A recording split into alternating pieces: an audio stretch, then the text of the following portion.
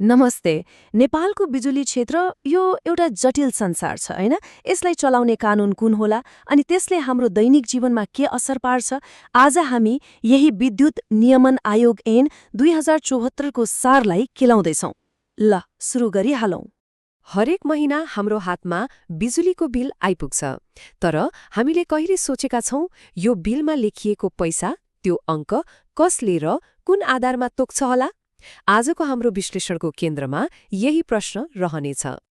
अब यो प्रश्नको जवाब सोचे जस्तो सीधा छैन। यो त भन्नुस् न एउटा निकै जटिल सन्तुलनको खेल हो। सोच्नुस् त, एकातिर छन् बिजुली बनाउने कम्पनीहरू, अर्कोतिर हामी जस्ता उपभोक्ता, अनि बीचमा छ सरकार। सबैको आफ्नै चासो, आफ्नै स्वार्थ। ल हेर्नुस् है, बिजुली बनाउनेलाई आफ्नो लगानीमा नाफा चाहियो, एकदम स्वाभाविक हो। हामी उपभोक्तालाई सकेसम्म सस्तो बिजुली चाहियो। अनि देशको सिङ्गो प्रसारण लाइन मतलब राष्ट्रिय ग्रिड, त्यसलाई पनि त बलियो र भरपर्दो बनाउनै पर्यो नि। यही तीनतिर तानिएको डोरीलाई व्यवस्थापन गर्न एउटा स्वतन्त्र र निष्पक्ष निकायको खाँचो महसुस भयो। हो, यही जटिल खेलमा निष्पक्षता कायम गर्न मैदानमा एक रेफ्रीको जरुरत पर्यो। अनि त्यो रेफ्रीको रूपमा आयो विद्युत नियमन आयोग। ऐनको दफा 3ले के भन्छ भने यो आयोग एउटा स्वायत्त र सङ्गठित संस्था हो। अब रेफ्रीको काम के हो त? खेलको नियम बनाउने अनि सबैले नियम पालना गरे नगरेको हेर्ने हो। ठ्याक्कै त्यस्तै यो आयोगको काम नेपालको विद्युत उत्पादन, प्रसारण, वितरण र व्यापारलाई व्यवस्थित र पारदर्शी बनाउनु हो। त्यसो भए यो शक्तिशाली रेफ्रीको टिममा को हुन्छन् त? ल अब आयोगको गठन र संरचनालाई अलिक नजिकबाट हेरौँ है त। ऐनको दफा 5 अनुसार आयोगमा जम्मा 5 जना हुन्छन्, 1 जना अध्यक्ष र 4 जना सदस्य। अनि यहाँ एउटा एकदमै महत्त्वपूर्ण कुरा के छ भने यो टिममा कम्तीमा 1 जना महिला हुनै पर्छ। यो व्यवस्थाले निर्णय प्रक्रियामा समावेशितालाई पनि ध्यान दिएको प्रष्ट देखिन्छ। अब यहाँ एउटा रोचक कुरा छ। आयोगमा बस्न त्यति सजिलो छैन है। योग्यता हेर्नुस् त, अध्यक्ष बन्न अर्थशास्त्र, कानून वा इन्जिनियरिङ जस्तो विषयमा मास्टर डिग्री गरेर 20 वर्षको अनुभव चाहिने। सदस्यका लागि पनि 15 वर्ष। अनि अयोग्यताको सूची त झन कडा छ। विदेशी नागरिक वा ग्रीन कार्ड होल्डर हुन नहुने, गम्भीर अपराधमा सजाय पाएको हुन नहुने, कुनै विद्युत कम्पनीसँग स्वार्थ बाजिन नहुने, अझ कुनै राजनीतिक दलको सक्रिय सदस्य पनि हुन पाइँदैन। यसको मतलब के हो त? मतलब यो आयोगलाई विशेषज्ञता र निष्पक्षताको बलियो जगमा खडा गर्न खोजिएको छ। नियुक्ति प्रक्रिया पनि पारदर्शी नै छ। दफा 7 अनुसारै यो 3 चरणमा हुन्छ। पहिलो, सार्वजनिक रूपमा आवेदन मागिन्छ। दोस्रो, एउटा सिफारिस समितिले योग्य उम्मेद्वारहरू छान्छ। अनि तेस्रो र अन्तिममा त्यही सिफारिसको आधारमा नेपाल सरकारले नियुक्ति गर्छ। ल, आयोग कसरी बन्छ भन्ने त थाहा भयो। अब यसले के काम गर्छ त? ऐनमा त काम, कर्तव्य र अधिकारको लामै सूची छ। तर ती सबैको सारलाई हामी 3वटा मुख्य काममा बाँडेर हेरौँ, बुझ्न सजिलो हुन्छ। पहिलो र सायद सबैभन्दा धेरै चर्चामा आउने काम महसुल निर्धारण हो। त्यही काम जसले हाम्रो घरको बिजुलीको बिल कति आउँछ भनेर ठुङ्गो लगाउँछ। खासमा बिजुली उत्पादन गर्न, त्यसलाई तारबाट हाम्रो घरसम्म ल्याउन अनि वितरण गर्न कति खर्च लाग्यो, त्यही खर्चको आधारमा यो दर तोकिन्छ। दफा 13ले आयोगलाई यो काम गर्न बलियो अधिकार दिएको छ।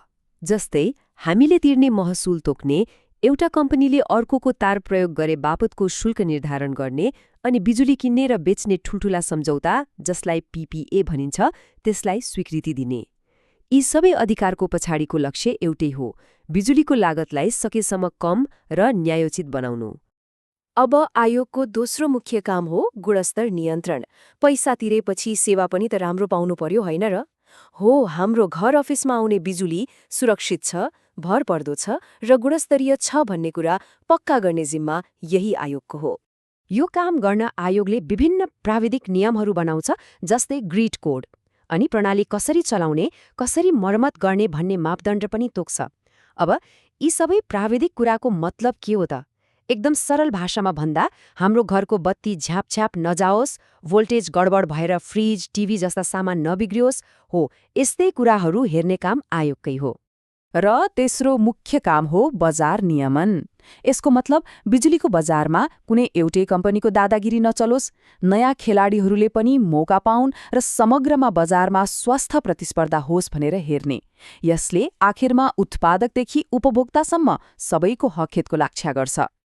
ल अब लागौं सबैभन्दा महत्त्वपूर्ण खण्डतिर, उपभोक्ताको हक र सुरक्षा। मतलब यो ऐन र आयोगले हामी जस्ता सर्वसाधारणलाई के दियो त? हाम्रो अधिकार र सुरक्षाको लागि के कस्ता व्यवस्था छन्? दफा 18ले हामी उपभोक्तालाई एउटा निकै शक्तिशाली हतियार दिएको छ।